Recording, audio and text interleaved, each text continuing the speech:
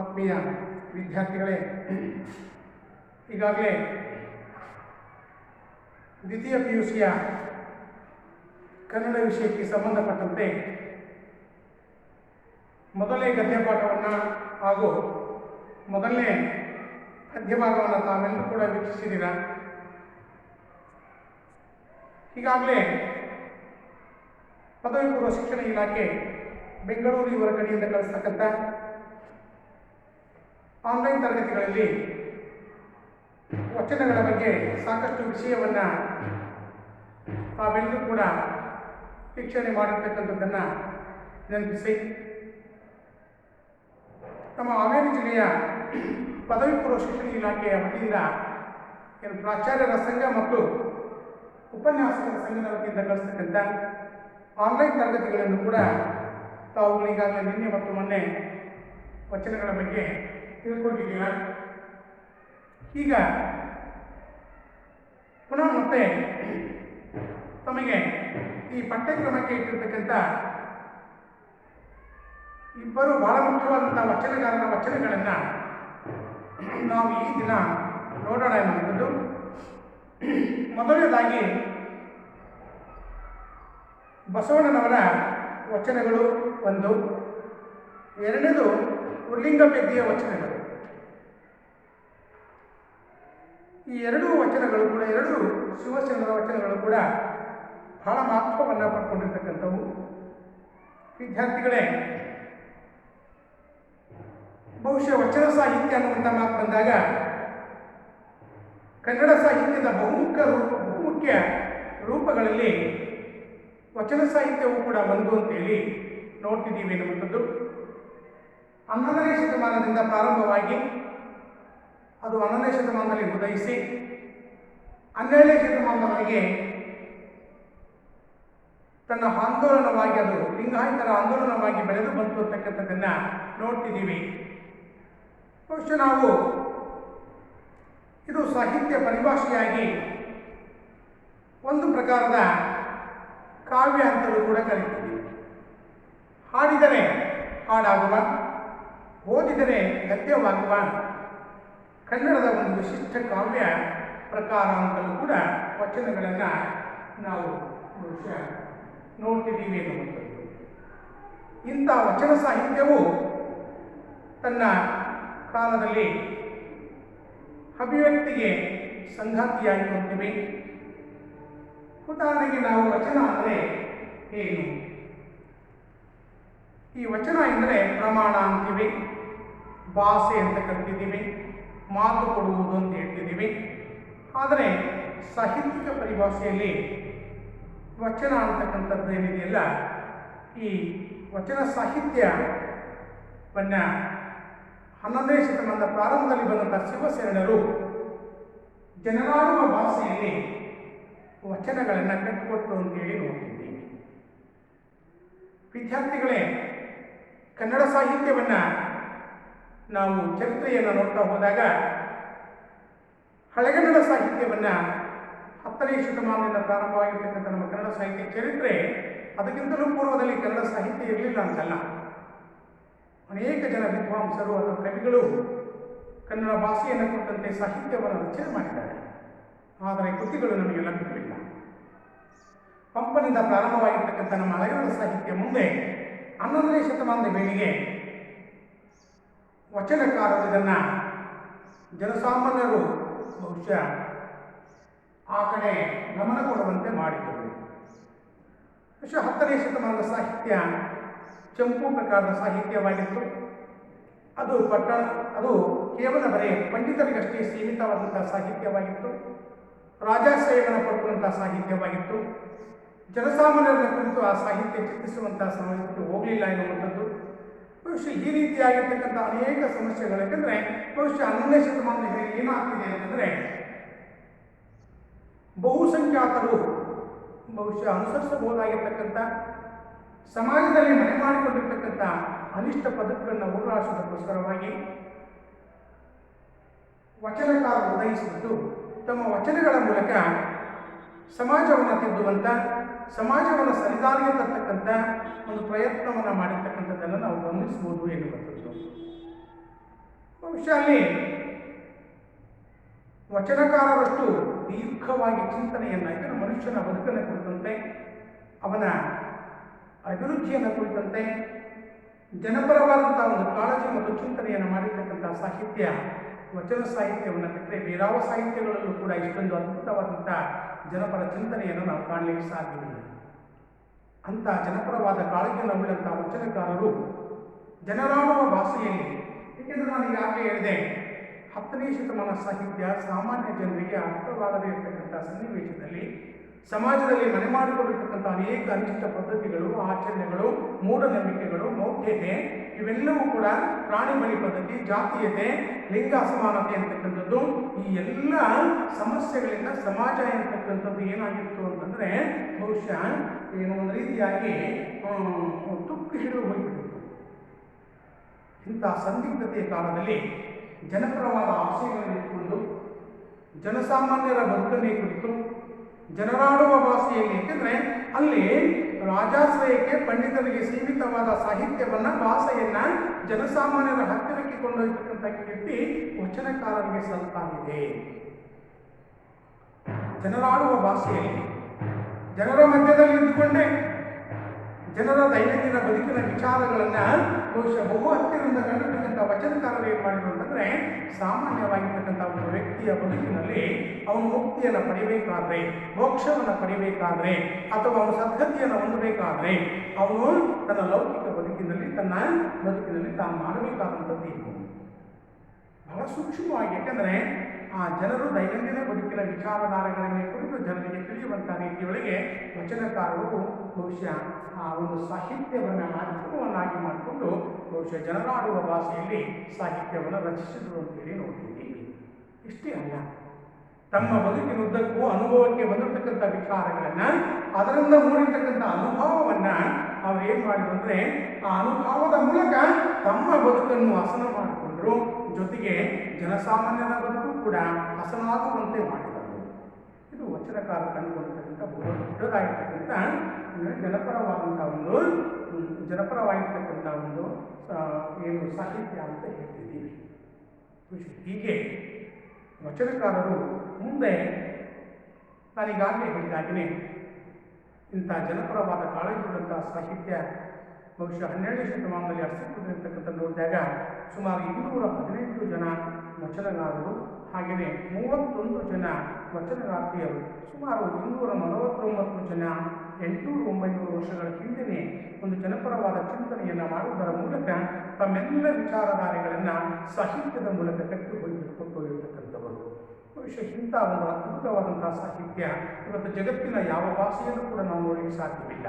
ಅದು ಕೇವಲ ಬರೀ ಅವತ್ತಿನ ಕಾಲಮಾನಕ್ಕಷ್ಟೇ ಸೀಮಿತವಾದಂಥ ಸಾಹಿತ್ಯವಲ್ಲ, ಅಂದು ಇಂದು ಮುಂದೆ ಎಂದೆಂದೂ ಕೂಡ ಜನಪರವಾಗಿರ್ತಕ್ಕಂಥ, ಯಾಕಂದರೆ ಜನಸಾಮಾನ್ಯರ ಬದುಕನ್ನು ಕುರಿತು ಚಿತ್ರಿಸುವಂಥ ಸಾಹಿತ್ಯ ಏನಾದರೂ ನಾವು ನೋಡ್ತಿದ್ದೀವಿ ಅನ್ನೋದಾದರೆ ಅದು ವಚನ ಸಾಹಿತ್ಯ ಅಂತಕ್ಕಂಥದ್ರಲ್ಲಿ ಎರಡು ಮಾತಿಲ್ಲ. ಇದು ಇಂಥ ಜನಪರವಾದ ಸಾಹಿತ್ಯವನ್ನು ರಚಿಸತಕ್ಕಂಥವರು ಬಹುಶಃ ಸುಮಾರು 249ಕ್ಕೂ ಹೆಚ್ಚು ವಚನಕಾರರು, 20,920ಕ್ಕೂ ಹೆಚ್ಚು ವಚನಗಳನ್ನು ಇವತ್ತು ಕನ್ನಡ ಸಾಹಿತ್ಯಕ್ಕೆ ಕೊಟ್ಟೋಗಿದ್ದಾರೆ ಅಂತಕ್ಕಂಥ ನೋಡ್ತಿದ್ದೀವಿ. ಹಾಗೆಯೇ ಸುಮಾರು 2,09,876 ಪದಗಳನ್ನು ಬಹುಶಃ ಕನ್ನಡ ಸಾಹಿತ್ಯಕ್ಕೆ ಕೊಟ್ಟಿರ್ತಕ್ಕಂಥವರು ವಚನಕಾರರು.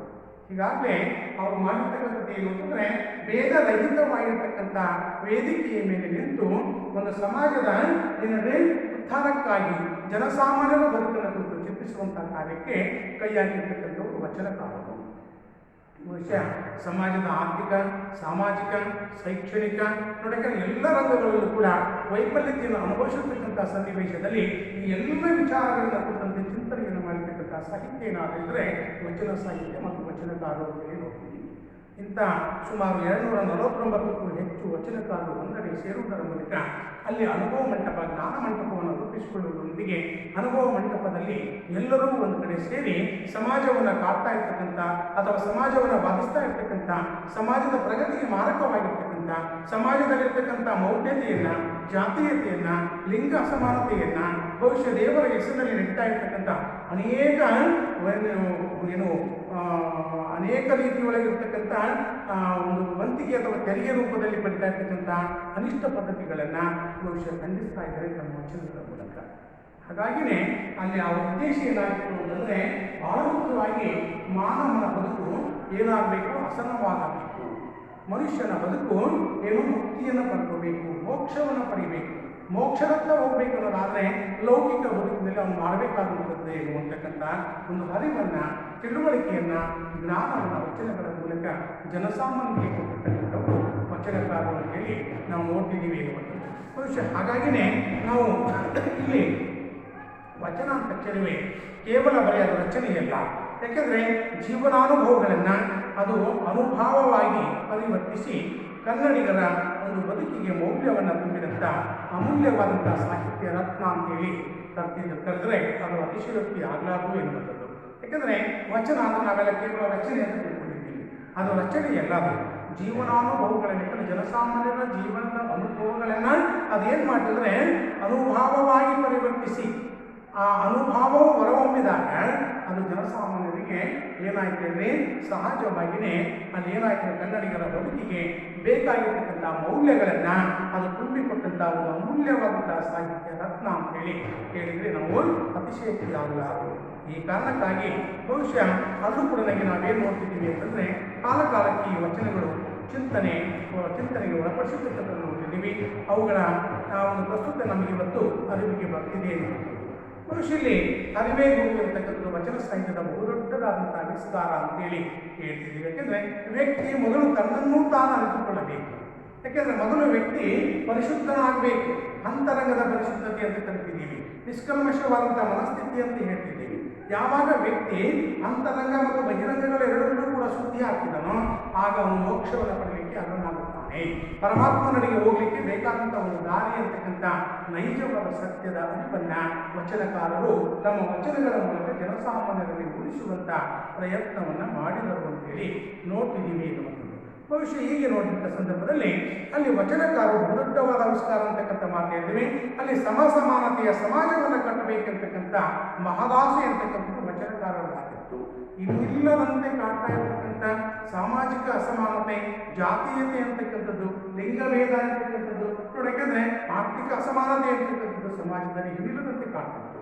ಅವೆಲ್ಲದಕ್ಕೂ ಕೂಡ ಅವರು ವೈದ್ಯರಾಗಿ ಬಹುಶಃ ಏನು ಮಾಡಿದ್ರೆ ಸಮಾಜಕ್ಕೆ ಒಂದು ಏನನ್ನು ಕೊಟ್ಟರು ಅಂತಂದರೆ ಬಹುಶಃ ಈ ರೀತಿಯಾಗಿ ಮಾನವನನ್ನು ಬಾಧಿಸ್ತಾ ಇರ್ತಕ್ಕಂಥ ಮಾನವನನ್ನು ಬಹುಶಃ ಒಂದು ರೀತಿ ಏನು ನಡೆದಟ್ಟಿದ ವ್ಯಕ್ತಿಯಾಗಿ ಬರ್ತಕ್ಕಂಥವರಿಗೆ ಅವರು ಒಂದು ಮಾರ್ಗವನ್ನು, ಸನ್ಮಾರ್ಗವನ್ನು ತನ್ನ ವಚನಗಳ ಮೂಲಕ ಬಹುಶಃ ತೋರಿಸ್ಕೊಟ್ರು ಅಂತಕ್ಕಂಥದ್ದನ್ನು ನೋಡ್ತಿದ್ದೀವಿ. ಬಹುಶಃ ಅದಕ್ಕೆ ಬಹಳ ಮುಖ್ಯವಾಗಿರ್ತಕ್ಕಂಥದ್ದು ಬಸವಣ್ಣನಂಥ ಮಹಾ ವಚನಕಾರರು, ಅಲ್ಲಮಪ್ರಭುವಂಥ ವಚನಕಾರರು, ಅಕ್ಕಮಾದೇವಿಯಂಥ ವಚನಗಾರ್ತಿಯರು, ಆಯ್ದಕ್ಕೆ ಲಕ್ಕಮ್ಮಂಥವರು, ಸೂಳೆಸುಂಕಮ್ಮಂಥವರು ಬಹುಶಃ ವಿವಿಧ ವರ್ಗಗಳಿಂದ ಜಾತಿ ರಹಿತವಾದಂಥ, ಅದಕ್ಕೆ ನಾನು ಹೇಳಿದೆ ಯಾಕೆಂದರೆ ಜಾತಿ ರಹಿತವಾದ ಸಮಾಜದ ಮೇಲೆ ನಿಂತು, ವೇದಿಕೆಯ ಮೇಲೆ ನಿಂತು ಮುಕ್ತವಾಗಿ ಮಾತನಾಡತಕ್ಕಂಥ ಅವಕಾಶವನ್ನು ಏನಾದರೂ ಕಲ್ಪಿಸಿಕೊಟ್ಟಿದ್ರೆ 800 ವರ್ಷಗಳ ಹಿಂದೆ ಬಹುಶಃ ವ್ಯಕ್ತಿ ಸ್ವತಂತ್ರಕ್ಕೆ ಒಂದು ದಾರಿಯನ್ನು ಮಾಡಿಕೊಟ್ಟಂಥವ್ರು ಏನಾಗಿದ್ದರೆ ವಚನಕಾರರು ಅಂತ ನಾನು ಹೇಳ್ತೀನಿ.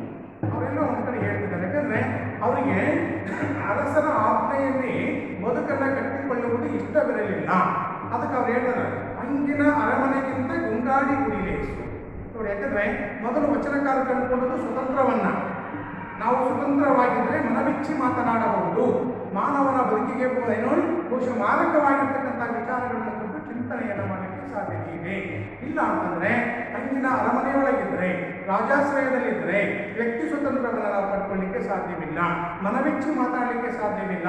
ಜನಸಾಮಾನ್ಯರಲ್ಲಿ ಅನುಭವಿಸ್ತಾ ಇರ್ತಕ್ಕಂಥ ಸಮಸ್ಯೆಗಳಿಗೆ ಉತ್ತರವನ್ನು, ತಾರ್ಕಿಕವಾದ ಉತ್ತರವನ್ನು ಕಂಡುಕೊಳ್ಳಿಕ್ಕೆ ಸಾಧ್ಯವಿಲ್ಲ ಎಂತಕ್ಕಂಥ ನೈಜವಾದ ಸತ್ಯವನ್ನು ವಚನಕಾರರು ಮೊದಲಿಗೆ ಮನಗಂಡರು. ಹಾಗಾಗಿನೇ ರಾಜಾಶ್ರಯವನ್ನು ದಿಗ್ಗರಿಸಿರ್ತಕ್ಕಂಥವರು ವಚನಕಾರರು. ರಾಜಾಶ್ರಯದಲ್ಲಿ ಇದ್ದರೂ ಕೂಡ ರಾಜಾಶ್ರಯದ ಒಳಗೆ ಹೋಗಲಿಲ್ಲ.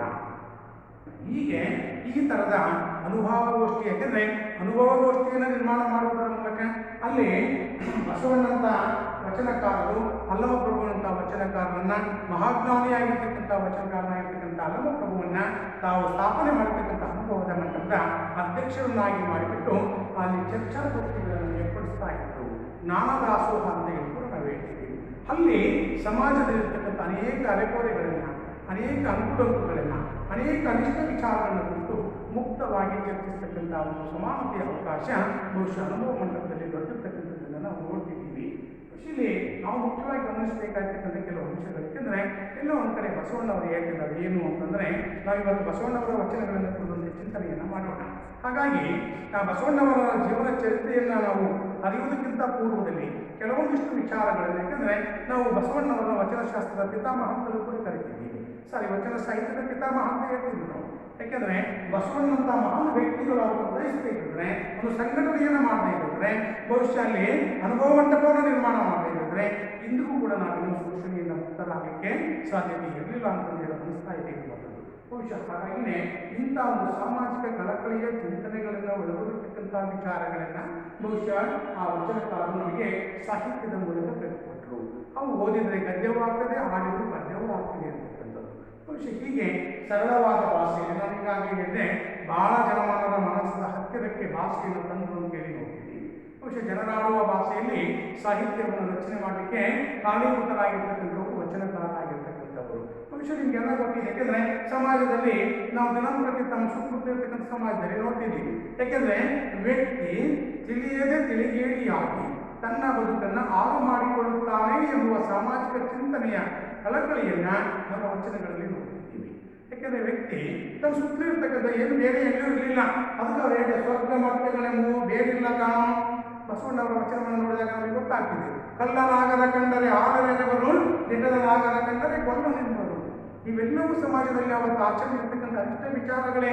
ಯಾಕೆ ನಾನು ಈ ಮಾತನ್ನು ಹೇಳ್ತಿದ್ರೆ, ಸ್ವರ್ಗ ನರಕ ಅಯ್ಯ ಎಂದರೆ ಸ್ವರ್ಗ, ಎಲ್ಲವೋ ಎಂದರೆ ನರಕ. ಮನುಷ್ಯನಿಗೆ ಅವತ್ತು ಏನಾಗಿತ್ತು, 800 ವರ್ಷ 900 ವರ್ಷಗಳ ಹಿಂದೆ ಸಮಾಜದಲ್ಲಿದ್ದಂಥ ಪರಿಸ್ಥಿತಿ ಹೇಗಿತ್ತು ಅಂತಕ್ಕಂಥದ್ದನ್ನು ನಾವು ನೋಡೋದಾದರೆ, ಭವಿಷ್ಯದಲ್ಲಿ ವ್ಯಕ್ತಿಗೆ ತಿಳುವಳಿಕೆ ಜ್ಞಾನ ಅಂತಕ್ಕಂಥದ್ದು ಇರಲಿಲ್ಲ, ಕಡಿಮೆ ಇತ್ತು. ಹಾಗಾಗಿ ಅವನಲ್ಲಿರ್ತಕ್ಕಂಥ ಆಚರಣೆಗಳನ್ನು ತಿಳಿಸಿರಬೇಕಾಗಿತ್ತು. ಬಹುಶಃ ಕಾಣದೇ ಇರುವ ಲೋಕದ ಬಗ್ಗೆ ಪರಿಕಲ್ಪನೆಯನ್ನು ಇಟ್ಕೊಂಡು ಭ್ರಮಾತ್ಮಕವಾಗಿ ವ್ಯಕ್ತಿಗಳೇನಾಗ್ತಿದ್ರೆ ಕಾಣದ ಲೋಕದ ಬಗ್ಗೆ ಕಲ್ಪನೆಯನ್ನು ಇಟ್ಕೊಳ್ಳೋದು. ಸ್ವರ್ಗ ಅಲ್ಲಿದೆ, ಸ್ವರ್ಗ ಮೇಲಿದೆ, ನರಕ ಅಂತಕ್ಕಂಥ ಇಲ್ಲಿ ನೋಡಿ. ಯಾಕಂದರೆ ನರಕ ಸ್ವರ್ಗಗಳೆಲ್ಲ ಬೇರಿಲ್ಲ ಅಂತ ಹೇಳಿದವರು ಎರಡೂ ಇಲ್ಲಿದ್ದಾವೆ. ಅದು ನಿನ್ನ ಬದುಕಿನಲ್ಲಿ ನೀನು ನಡೆಯುವ ರೀತಿ, ಅನುಸರಿಸುವ ರೀತಿ, ನಿನ್ನ ಬದುಕನ್ನು ಹೇಗೆ ಕಟ್ಟಿಕೊಳ್ಳುತ್ತೀಯೋ ಅದರ ಆಧಾರದ ಮೇಲೆ ಸ್ವರ್ಗ ನರಕಗಳು ಇಲ್ಲಿ ಇದ್ದಾವೆ. ಅವರ ಸತ್ಯಾಸಕ್ತಿಯ ಹರಿವಿನ ಜನಸಾಮಾನ್ಯರಲ್ಲಿ ಘೋಷಿಸತಕ್ಕಂಥವರು ವಚನಕಾರರು. ವ್ಯಕ್ತಿ ತನಗೆ ಗೊತ್ತಿಲ್ಲದೆ ಭ್ರಮಾತ್ಮಕವಾಗಿ ಅವನು ಏನು ಮಾಡಿದ್ದ ಅಂತಂದರೆ, ಸ್ವರ್ಗ ಎಲ್ಲೋ ಐತೆ ಅಂತಕ್ಕಂಥದ್ದು ಸ್ವರ್ಗಕ್ಕಾಗಿ ಅವನು ಹಾಕರಿತಾ ಇದ್ದ. ಇಲ್ಲೇ ಇದೆ ಸ್ವರ್ಗ, ನೀನು ಬದುಕುವ ಬದುಕಿನ ರೀತಿ ಇದೆಯಲ್ಲ ಅಲ್ಲಿ ಸ್ವರ್ಗ ನರಕಗಳಿದ್ದಾವೆ. ಎಲ್ಲವೋ ಅಂದರೆ ಅದೇ ನರಕ, ಅಯ್ಯ ಎಂದರೆ ಸ್ವರ್ಗ. ನಾವು ಮಾತನಾಡ್ತಕ್ಕಂಥದ್ದು ಹೇಗಿರಬೇಕು, ನಮ್ಮ ಏನು ರೀತಿ ನೀತಿಗಳು ಹೇಗಿರಬೇಕು, ನಮ್ಮ ಗುಣ ಸ್ವಭಾವಗಳು ಹೇಗಿರಬೇಕು, ನಮ್ಮ ವ್ಯಕ್ತಿತ್ವ ಹೇಗಿರಬೇಕು ಅನ್ನೋದಕ್ಕೆ ಈ ಎಲ್ಲ ವಿಚಾರಗಳನ್ನು ಕುರಿತಂತೆ ದೀರ್ಘವಾಗಿ ಚಿಂತನೆ ಮಾಡತಕ್ಕಂಥ ವಚನಕಾರರು. ಬಹುಶಃ ಅದರ ಜೊತೆಯಲ್ಲಿ ಮತ್ತೊಂದು ಮಾತನ್ನು ನಾವು ನೋಡಲಿಕ್ಕೆ ಸಾಧ್ಯತೆ ಇದೆ, ಆರ್ಥಿಕ ಅಸಮಾನತೆ. ಬಹುಶಃ ಇಲ್ಲಿ ಬಹಳ ದೊಡ್ಡದಾಗಿರ್ತಕ್ಕಂಥದ್ದು. ಯಾಕಂದರೆ ಈ ವಚನಕಾರರು ಜನರಿಗೆ ಕೊಟ್ಟಂಥ ಬಹುದೊಡ್ಡ ಕಾಣಿಕೆ ಸಮಾಜಕ್ಕೆ ಅಂತಂದರೆ ಆರ್ಥಿಕ ಅಸಮಾನತೆ. ಅಂದರೆ ಸಮಾಜದಲ್ಲಿ ಮೇಲು ಒಂದು ಕೀಳು ಇರ್ತಕ್ಕಂಥ ಬಡವ ಬಲಿದೆ ಅಂತಕ್ಕಂಥದ್ದು ಹೋಗಬೇಕು ಅನ್ನೋದಾದರೆ ಆರ್ಥಿಕ ಸಮಾನತೆ ಬರಬೇಕು. ಆರ್ಥಿಕ ಸಮಾನತೆ ಬರಬೇಕು ಅನ್ನೋದಾದರೆ ಇವರು ಕೊಟ್ಟದ್ದು ಏನಂದರೆ ವ್ಯಕ್ತಿಗೆ ಕಾಯಕವನ್ನು, ಆ ಕಾಯಕವನ್ನು ಇಡುವುದರ ಮೂಲಕ ಪ್ರತಿಯೊಬ್ಬ ವ್ಯಕ್ತಿ ಕಾಯಕವನ್ನು ಮಾಡಬೇಕು. ಕಾಯಕದಿಂದ ಬಂದಿರತಕ್ಕಂಥದ್ದನ್ನು ದಾಸೋಹದಲ್ಲಿ ವಿನಿಯೋಗಿಸಬೇಕು. ಅದಕ್ಕೆ ಯಾರು ನಾಳೆಗೆಂದು ಉಳಿಸ್ಕೊಳ್ತಾರೋ ಅವನು ಶರಣನಲ್ಲ, ಅವನು ವಚನಕಾರನಲ್ಲ. ಹಾಗಾಗಿನೇ ಅವ್ರು ಹೇಳಿ ಇಂದು ನಾಳೆ ಎನ್ನದೆ ನೋಡಿ. ಯಾಕಂದರೆ ಬಂದಿರತಕ್ಕಂಥ ಕಾಯಕದಿಂದ ಬಂದಿರತಕ್ಕಂಥದ್ದು ಹೆಚ್ಚಿನದನ್ನು ದಾಸೋಹದಲ್ಲಿ ವಿನಿಯೋಗಿಸಬೇಕು. ಅದು ಬಹಳ ದೊಡ್ಡದಾಗಿರ್ತಕ್ಕಂಥ. ಯಾಕಂದರೆ ಹಾಗಾಗಿ ಶರಣರು ಇರ್ತಕ್ಕಂಥವ್ರು ಏನು ಅಂತಂದರೆ ಆಸೆ ಇರ್ತಕ್ಕಂಥದ್ದು. ಇಲ್ಲ ಒಂದು ಕಡೆ ಯಾರು ನಮ್ಮ ಆಯ್ದಕ್ಕಿಲ್ಲ ಹೇಳ್ತಾರೆ, ಆಸೆ ಎಂಬುದು ಅರಸಂಗಲ್ಲದೆ ಶಿವಭಕ್ತರಿಗುಂಟೆ, ದೋಷವೆಂಬುದು ಯಮದೂತರಿಗಲ್ಲದೆ ಅಜಾತರಿಗುಂಟೆ, ಈ ಶಕ್ತಿ ಆಸೆ ನಮಗೆ ಅಂತಕ್ಕಂಥ ಮಾತು ಹೇಳ್ತಾರೆ. ಒಬ್ಬ ಸಾಮಾನ್ಯವಾಗಿರ್ತಕ್ಕಂಥ ಮಹಿಳೆಯರು ಕೂಡ ಅಲ್ಲಿ ಶಿವಸೇನರ ಬದುಕು ಹೇಗಿತ್ತು ಅಂತಕ್ಕಂಥ ವಾಸ್ತವಿಕ ಚಿತ್ರಣವನ್ನು ವಚನದಲ್ಲಿ ಕಟ್ಟಿಕೊಟ್ಟಿದ್ದಾರೆ ಅಂತಕ್ಕಂಥ ನೋಡಿದಾಗ ಬಹುಶಃ ಅವತ್ತು ಮಹಿಳೆಯರಿದ್ದಂಥ ಸ್ವಾತಂತ್ರ್ಯ ಇರ್ತದ್ದು. ಆರ್ಥಿಕ ಅಸಮಾನತೆಯನ್ನು ಹೋಗಲಾಡಿಸುವುದರ ಸಲುವಾಗಿ ಶರಣರು ಕೈಗೊಂಡಿರ್ತಕ್ಕಂಥ ಕಾಯಕ ಇರತಕ್ಕಂಥ ಕೆಲಸ, ಕಾಯಕದಿಂದ ಬಂದಿರತಕ್ಕಂಥದ್ದನ್ನು ದಾಸೋಹದಲ್ಲಿ ವಿನಿಯೋಗಿಸ್ತಕ್ಕಂಥದ್ದು. ಯಾರಿಗೆ ಅವನು ಅತಿಯಾಸೆಗಳಂತವನ್ನು ಶರಣರಲ್ಲ ಅಂತಕ್ಕಂಥದ್ದು. ಹಾಗಾಗಿ ಈ ಥರದ ತತ್ವ ಸಿದ್ಧಾಂತಗಳನ್ನು ಬಹುಶಃ ಸಮಾಜಕ್ಕೆ ಕೊಟ್ಟಂಥವರು ವಚನಕಾರರು ಅಂತೇಳಿ ನೋಡ್ತಿದ್ದೀವಿ ಅನ್ನುವಂಥದ್ದು. ಜೊತೆಗೆ ಸ್ತ್ರೀ ಸಮಾನತೆ ಇವತ್ತೆಲ್ಲ ನೋಡ್ತಿದ್ವಿ ನಾವು. 21ನೇ ಶತಮಾನದಲ್ಲೂ ಕೂಡ ಮಹಿಳೆ ತನಗೆ ಬೇಕಾಗಿರ್ತಕ್ಕಂಥ ಸ್ವತಂತ್ರಕ್ಕಾಗಿ ಹೋರಾಟ ಮಾಡ್ತಕ್ಕಂಥ ಸನ್ನಿವೇಶದಲ್ಲಿನೇ ಬಹುಶಃ 800-900 ವರ್ಷಗಳ ಹಿಂದೆ ಮಹಿಳೆಗೆ ಅಂತ ಸ್ವತಂತ್ರವನ್ನು ಬಹುಶಃ ದೊರಕಿಸಿಕೊಟ್ಟಿರುವಂತಕ್ಕಂಥ ವಚನ ಸಾಹಿತ್ಯವನ್ನು ನೋಡಿದಾಗ ಸುಮಾರು 33 ಜನ ವಚನಗಾರ್ತಿಯರು ವಚನ ಸಾಹಿತ್ಯದಲ್ಲಿ ನನಗೆ ಕಾಣ್ತಿದ್ದಾರೆ ಎನ್ನುವಂಥದ್ದು. ಬಹುಶಃ ನನಗೆ ಅಷ್ಟೊಂದು ವಿವರವಾಗಿ ಹೋಗೋದು ಬೇಡ.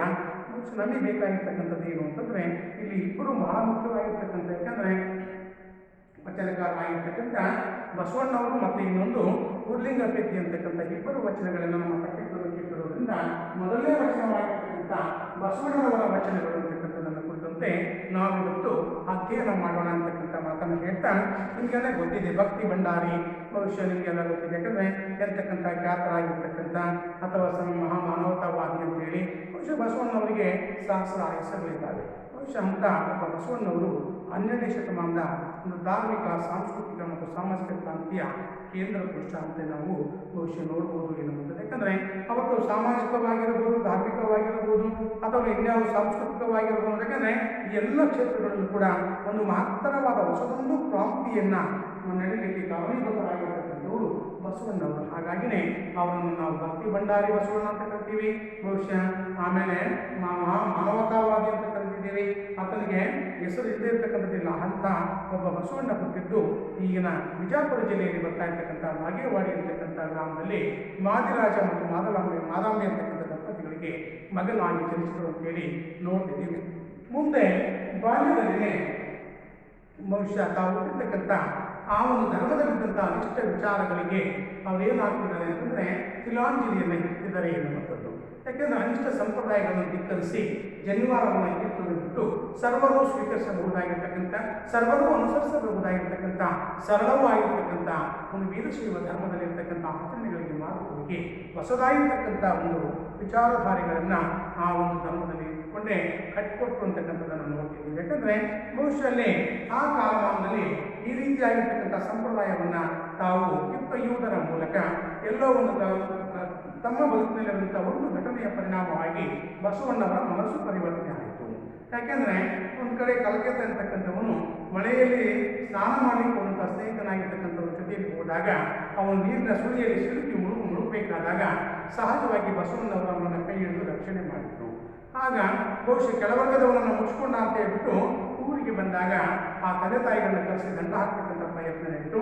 ಆಗ ಬಸವಣ್ಣವರ ಮನಸ್ಸು ಅದರಿಂದ ಏನಾಯಿತು ಬೇಸತ್ತು ಬಿಟ್ಟು ಸಹಜವಾಗಿಯೇ ಸಮಾಜದ ಕಲ್ಪನೆ ಅವತ್ತೇ ಅವರಿಗೆ ಮೂಡಿತು ಅಂತಕ್ಕಂಥದ್ದು. ಯಾಕಂದರೆ ಜಾತಿಯಿಂದ ಕೂಡಿರ್ತಕ್ಕಂಥ ಸಮಾಜವನ್ನು ಕಿತ್ತೊಗೆಬೇಕಿರ್ತಕ್ಕಂಥ ದೃಢವಾದ ನಿರ್ಧಾರವನ್ನು ಬಾಲ್ಯದಲ್ಲಿಯೇ ಕಂಡುಕೊಳ್ತಕ್ಕಂಥ ಬಸವಣ್ಣವರು ಮುಂದೆ ಬಿಜ್ಜಳನ ಆಸ್ಥಾನದಲ್ಲಿ ಬಹುಶಃ ಕರ್ಣಿಕರಾಗಿ ಅಲ್ಲಿ ಆ ಒಂದು ಕೋಶಾಧಿಕಾರಿಗಳನ್ನು ನಾವು ಹೇಳ್ತಿದ್ದೀವಿ, ಇಲ್ಲ ಬಿಜ್ಜಳನ ಆಸ್ಥಾನದ ಆರ್ಥಿಕ ಮಂತ್ರಿಯಾಗಿ ತಮ್ಮ ಕಾರ್ಯವನ್ನು ನಿರ್ವಹಿಸುವುದರ ಮೂಲಕ ಭಕ್ತಿ, ಜ್ಞಾನ, ಮಾನವೀಯತೆ ಹಾಗೂ ವೈರಾಗ್ಯಪರವಾಗಿರ್ತಕ್ಕಂಥ ನೂರಾರು ವಚನಗಳಲ್ಲಿ ಒಂದು ಬಸವಣ್ಣವರು ಕನ್ನಡ ಸಾಹಿತ್ಯಕ್ಕೆ ಕೊಟ್ಟಿದ್ದಾರೆ ಅಂತಕ್ಕಂಥದ್ದನ್ನು ನೋಡ್ತಿದ್ದೀವಿ.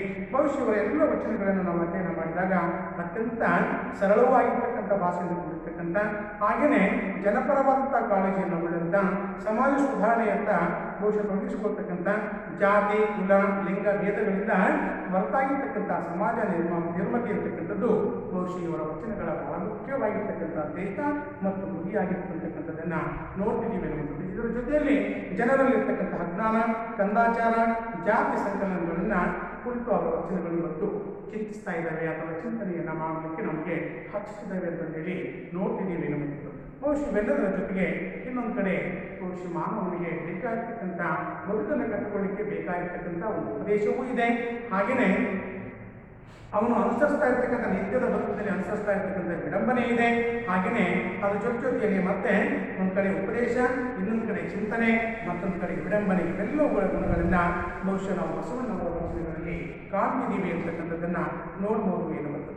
ಹೀಗೆ ಬಹುಶಃ ಕಾಯಕದ ಮಹತ್ವವನ್ನು ಮೊಟ್ಟ ಮೊದಲ ಬಾರಿಗೆ ಜಗತ್ತಿಗೆ ಸಾರಿರ್ತಕ್ಕಂಥ ಬಹಳ ಮಹಾನ್ ಪುರುಷ ಅಂತಂದರೆ ಬಸವಣ್ಣ ಅಂತ ಹೇಳಿದರೆ ಅತಿಶಯೋಕ್ತಿ ಆಗಲಾರದು ಎನ್ನುವಂಥದ್ದು.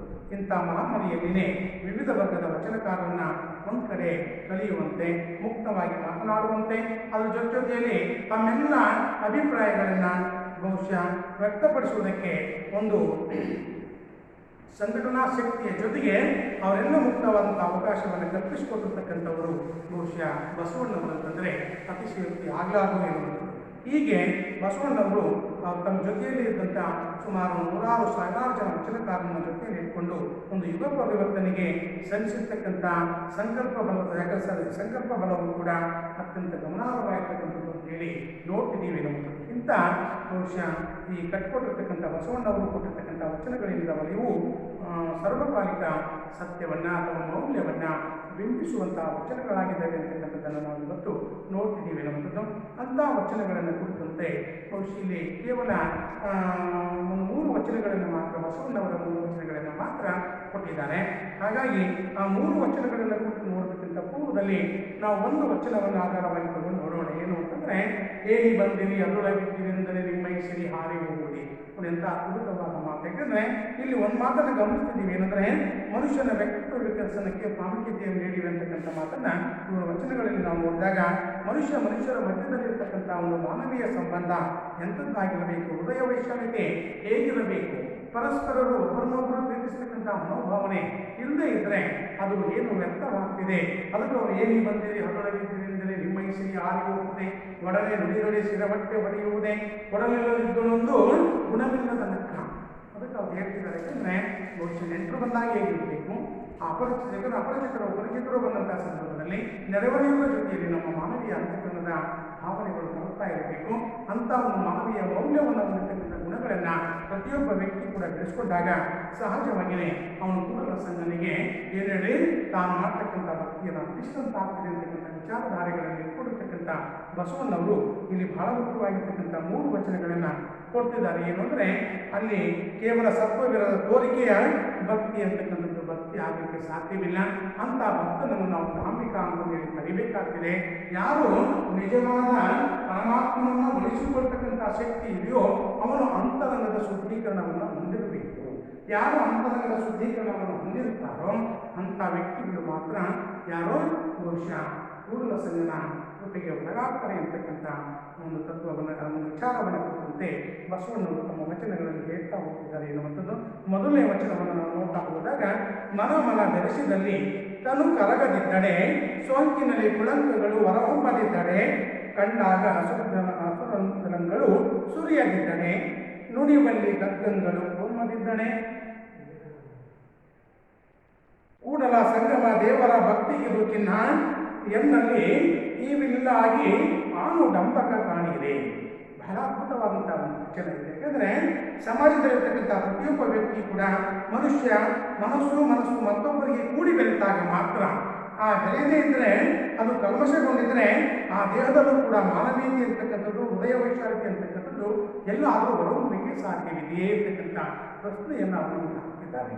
ಹಾಗಾಗಿ ಮನ ಬೆರೆಸಿದಲ್ಲಿ ತನು ಕರಗದಿದ್ದಡೆ, ಎಷ್ಟು ಅದ್ಭುತವಾದಂಥ ಮಾತು. ಯಾಕಂದರೆ ಸಹಜವಾಗಿ ವ್ಯಕ್ತಿಯಲ್ಲಿ ಅಂಥ ಹೃದಯ ವೈಶಾಲ್ಯತೆ ಅಂತಕ್ಕಂಥದ್ದು ಅವನಲ್ಲಿ ಇಲ್ಲದೇ ಇದ್ದರೆ ಅವನಲ್ಲಿ ಅಳಿದ ಅಹಂಕಾರದ ಮನೋಭಾವವು ಅಳಿದು ದೇಹ ಅಂತಕ್ಕಂಥದ್ದು ತಾನಾಗಿಯೇ ಏನಾಗ್ತಿದೆ ಅಂದರೆ ಕರಗುತ್ತದೆ.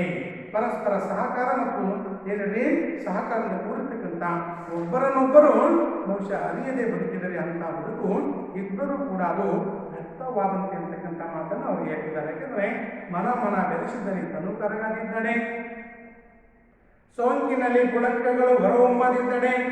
ನೋಡಿ, ಯಾಕಂದರೆ ಬದುಕು ಯಾವಾಗ ವ್ಯಕ್ತವಾಗ್ತಿದೆ ಅಂತಕ್ಕಂಥ ಮಾತನ್ನು ಹೇಳ್ತಿದ್ದಾರೆ ಅವರು. ಏನಂದರೆ ಬಹುಶಃ ಸುಂದರತೆಯಿಂದ ಆಕರ್ಷಿತವಾಗಿರ್ತಕ್ಕಂಥ ಯಾವುದನ್ನೇ ಆಗಲಿ ವ್ಯಕ್ತಿ ಸ್ಪರ್ಶಿಸಿದಾಗ, ವ್ಯಕ್ತಿಗೆ ಸ್ಪರ್ಶ ಜ್ಞಾನವೇ ಇಲ್ಲ ಅಂತಂದರೆ ಅದಕ್ಕೆ ಹೇಳಿದೆ, ಸೋಂಕಿನಲ್ಲಿ ಕುಳಂಕಗಳು ಹೊರಹೊಮ್ಮದಿದ್ದಡೆ. ಸೌಂದರ್ಯದ ಪ್ರಜ್ಞಾಹೀನತೆಯಿಂದ ಏನಾದರೂ ಅಕಸ್ಮಾತ್ರ ಅದು ಕೂಡಿದರೆ ಅವನ ಬದುಕು ಏನಾಗ್ತಿದೆ ಅಂದರೆ ಇದ್ದು ಕೂಡ ವ್ಯಕ್ತವಾದಂತೆ. ಸೌಂದರ್ಯ ಜ್ಞಾನ ಅಂತಕ್ಕಂಥ ಸೌಂದರ್ಯ ಏನಿರಬೇಕು ಹೇಳಿ, ಸ್ಪಷ್ಟ ಜ್ಞಾನ ಅಂತಕ್ಕಂಥದ್ದು, ಸೌಂದರ್ಯದ ಪ್ರಜ್ಞೆ ಇರಬೇಕು. ಅವಿಲ್ಲ ಅಂತಂದರೆ ಏನಾಗ್ತಿದೆ ಅಂತಂದರೆ ಅವನು ಬದುಕಿದ್ದು ಕೂಡ ವ್ಯಕ್ತ ಅಂತಕ್ಕಂಥ ಮಾತನ್ನು ಬಸವಣ್ಣವರು ಹೇಳ್ತಿದ್ದಾರೆ. ಹಾಗಾಗಿ ಮುಂದೆ ಕಂಡಾಗಳ ಸುಜಲಂಗಳು ಸುರಿಯದಿದ್ದಡೆ, ನುಡಿವಲ್ಲಿ ಗದ್ಗಂಧಗಳು ಓಣ್ಮದಿದ್ದಡೆ. ಬಹಳ ಅದ್ಭುತವಾದಂಥ ಮಾತು. ಯಾಕೆಂದರೆ ಮನುಷ್ಯ ನಮಗೆ ಯಾವುದೇ ವಿಷಯ ಇಲ್ಲದು ನುಡಿಯುವಾಗ ಅದಕ್ಕೆ ಹೇಳಿ ಕಂಡಾಗ ಸುಜಲಂಗಳು ಸುರಿಯದಿದ್ದಡೆ. ನಮಗೆ ಯಾವುದೇ ಸಂತೋಷವಾಗಿರಲಿ ದುಃಖವಾಗಿರಲಿ ಸಹಜವಾಗಿ ಮನುಷ್ಯನ ಬದುಕಿನಲ್ಲಿ ಬಂದು ಹೋಗ್ತಕ್ಕಂಥವುಗಳೇ ಇವು. ದುಃಖ ಬಂದಾಗ ನಾವು ಮತ್ತೊಬ್ಬರ ದುಃಖದಲ್ಲಿ ಭಾಗಿಗಳಾಗಬೇಕು. ದುಃಖ ಬಂದಾಗ ದುಃಖ ಅಂತಕ್ಕಂಥದ್ದು ಅಂತರಂಗದಿಂದ ಬರಬೇಕದು. ಸುಖ ಬಂದಾಗ, ಸಂತೋಷ ಬಂದಾಗ ಸಂತೋಷವನ್ನು ವ್ಯಕ್ತಪಡಿಸ್ತಕ್ಕಂಥ ವಿಚಾರ ನಮ್ಮಲ್ಲಿ ಬರಬೇಕು. ಅದಕ್ಕೆ ಅಲ್ಲಿ ಸಂತೋಷದ ವಿಷಯವಾಗಿರಲಿ, ದುಃಖದ ಘಟನೆಗಳಾಗಿರಲಿ ಕೇಳಿದಾಗ, ಅವುಗಳನ್ನು ನೋಡಿದಾಗ ಆ ವ್ಯಕ್ತಿಯಲ್ಲಿ ವಿಶಾಲ ಹೃದಯವಂತಿಕೆಯ ಮನೋಭಾವ ಅಂತಕ್ಕಂಥದ್ದು ಬೆಳೆಯದೇ ಇದ್ದರೆ, ಕರುಣೆ ಉಂಟಾಗದೇ ಇದ್ದರೆ ಏನಾಗ್ತದೆ ಅಂತ ಹೇಳ್ತಿದ್ದಾರೆ. ನುಡಿವಳ್ಳಿ ಗದ್ದಗಳು ಫೋನ್ ಮಾಡಿದ್ದಾನೆ, ಅವನು ಏನಾದರೂ ಅಕಸ್ಮಾತ್ ದುಃಖದ ಘಟನೆಗಳನ್ನಾಗಲಿ ಕೇಳಿದಾಗ ಅವನು ಆತನಲ್ಲಿರ್ತಕ್ಕಂಥ ವಿಶಾಲವಾದ ಹೃದಯವಂತಿಕೆಯ ಮನೋಭಾವ ಅದು ಬೆಳೆಯದೇ ಇದ್ದರೆ, ಕರುಣೆ ಅಂತಕ್ಕಂಥದ್ದು ಉಂಟಾಗದೇ ಇದ್ದರೆ, ಕಣ್ಣೀರನ್ನು ಸುರಿಸದಿದ್ದರೆ ಆತನು ಬದುಕಿದ್ದು ಕೂಡ ವ್ಯಕ್ತ ಅಂತಕ್ಕಂಥ ಮಾತನ್ನು ಬಸವಣ್ಣವರು ಹೇಳ್ತಿದ್ದಾರೆ. ಹಾಗಾಗಿನೇ ನುಡಿವಳ್ಳಿ ಗದ್ದಗಳು ಫೋನ್ ಮಾಡಿದ್ದಾನೆ, ಕೂಡಲ ಸಂಗಮ ದೇವರ ಭಕ್ತಿಗಿದು ಚಿನ್ನ. ಅದ್ಭುತವಾದ ಮಾತನ್ನು ಹೇಳ್ತಿದ್ದ ನೋಡ್ರಿ. ಯಾಕಂದ್ರೆ ಬಹುಶಃ ಅಲ್ಲಿ ಅವನಿಗೆ ಏನಾದರೂ ದುಃಖದ ಸಂಗತಿಗಳನ್ನು ಮಾತನಾಡ್ತಿರ್ಬೇಕಾದಾಗ ನಮ್ಮ ಗಂಟಲು ಏನಾದರೂ ನೆನೆಯದೆ ಇದ್ರೆ, ಅದು ನೆನೆಯೋದು ಅಂತಂದ್ರೆ ತೊಯ್ದೇ ಇದ್ರೆ ಅದಕ್ಕೆ ಅವ್ರು ಹೇಳ್ತಿದ್ದಾರೆ ಏನು ಅಂದ್ರೆ, ನುಡಿವಳ್ಳಿ ಗದ್ದಗಳು ಫೋನ್ ಮಾಡಿದ್ದಾನೆ. ಬಹುಶಃ ಅಲ್ಲಿ ಅವನಿಗೇನಾದರೂ ಗದ್ಗದ್ದ ಕಂಠನಾಗಿ ಅವನೇನಾದರೂ ಕೂಡಲಿಲ್ಲ ಅಂತಂದರೆ ಅಂಥವರ ಬದುಕು ವ್ಯಕ್ತ ಅಂತೇಳಿ ಬಸವಣ್ಣವರು ಹೇಳ್ತಿದ್ದಾರೆ. ಹಾಗಾಗಿ ಕೂಡಲ ಸಂಗಮ ದೇವನನ್ನ ಸದ್ಭಕ್ತಿಯಿಂದ ಪೂಜಿಸಬೇಕಾದರೆ, ಆ ಕೂಡಲ ಸಂಗಮನ ಒಲಿಸ್ಕೊಳ್ಬೇಕು ಅನ್ನೋದಾದರೆ, ಪೂಜಿಸಬೇಕು ಅನ್ನೋದಾದರೆ, ಸದ್ಭಕ್ತಿಯಿಂದ ಪೂಜೆಯನ್ನು ಅರ್ಪಿಸಬೇಕು ಅನ್ನೋದಾದರೆ ಮೊದಲು ನಮಗೆ ಬೇಕಾಗಿರ್ತಕ್ಕಂಥದ್ದು ಏನಂದರೆ ಪರಿಶುದ್ಧವಾದಂಥ ಮನಸ್ಸು, ಹಾಗೆ ಸ್ಪಷ್ಟ ಜ್ಞಾನದ ಹರಿವು, ಕರುಣೆಯ ಭಾವನೆಗಳನ್ನು ಮೊದಲನೇದಾಗಿ ನಾವು ಕೂಡಿಸ್ಕೊಡ್ಬೇಕಿರ್ತಕ್ಕಂಥ ಮಾತನ್ನು ಬಸವಣ್ಣವರು ಹೇಳ್ತಿದ್ದಾರೆ. ಹಾಗಾಗಿನೇ ಈ ಭಕ್ತಿಯಿಂದ ಯಾಕಂದರೆ ಬಹುಶಃ ಕೂಡಲ ಸಂಗಮ ದೇವರನ್ನು ಪೂಜಿಸಲು ಇವೆಲ್ಲವುಗಳು ನಮಗೆ ಸಂಕೇತಗಳಿದ್ದಂತೆ ಎಂಬತಕ್ಕಂಥ ಅರಿವನ್ನು ಬಹುಶಃ ಈ ವಚನಗಳ ಮೂಲಕ ನಾವು ಕಂಡುಕೊಳ್ಬೋದು ಎನ್ನುವಂಥದ್ದು. ಬಹುಶಃ ಹಾಗಾಗಿ ಇಂಥ ಗುಣಗಳನ್ನು ಯಾರು ಮೈಗೂಡಿಸಿಕೊಳ್ಳುವುದಿಲ್ಲವೋ, ಕೂಡಲ ಸಂಗಮನನ್ನು ಬದುಕಿಕೊಳ್ಳಿಕ್ಕೆ ಬೇಕಾಗಿರ್ತಕ್ಕಂಥ ಈ ಗುಣಗಳನ್ನು ಯಾರು ಮೈಗೂಡಿಸಿಕೊಳ್ಳುವುದಿಲ್ಲವೋ ಅಂಥವನ ಭಕ್ತಿ ಅಂತಕ್ಕಂಥದ್ದು ದಾಂಭಿಕನ ಭಕ್ತಿ ಇದ್ದಂತೆ. ಅದಕ್ಕೆ ಆತನ ಭಕ್ತಿ ವ್ಯಕ್ತವಾಗುತ್ತದೆ. ಹಾಗಾಗಿನೇ ಎನ್ನಲ್ಲಿ ಇವಿಲ್ಲಾಗಿ ಆನುಡಂಬಿಕ ಕಾಣಿರ, ಆನುಡಂಬಕ ಕಾಣಿರ ಇವುಗಳು ಯಾರಲ್ಲಿ ಇರುವುದಿಲ್ಲವೋ ಅದಕ್ಕೆ ಅವರು ಹೇಳ್ತಿದ್ದಾರೆ. ಯಾಕಂದರೆ ಯಾರು ಇಂಥ ಭಕ್ತಿಯನ್ನು ರೂಪಿಸಿಕೊಂಡಿರುವುದಿಲ್ಲವೋ ಅಂಥವರ ಭಕ್ತಿ ವ್ಯಕ್ತವಾಗುತ್ತದೆ. ಅವರು ದೇವರ ಪ್ರೀತಿಗೆ ಪಾತ್ರರಾಗದೆ ಮುಕ್ತಿಯನ್ನು ಹೊಂದಲು ಸಾಧ್ಯವಿಲ್ಲ ಎಂತಕ್ಕಂಥ ಮಾತನ್ನು ಬಹುಶಃ ಭಕ್ತ ಮಹಿಮೆಯ ಹರಿವನ್ನು, ಅದರ ಮಹತ್ವವನ್ನು, ಪ್ರಸ್ತುತ ಭಕ್ತನ ಮಹಿಮೆಯ ಹಿರಿಮೆಯನ್ನು ಅವ್ರು ಹೇಳ್ತಾರೆ. ಬಸವಣ್ಣವರು ಇಲ್ಲಿ ಭಕ್ತಿಯ ಮಹಿಮೆ ಅಂತಕ್ಕಂಥದ್ದು ಬಹಳ ದೊಡ್ಡ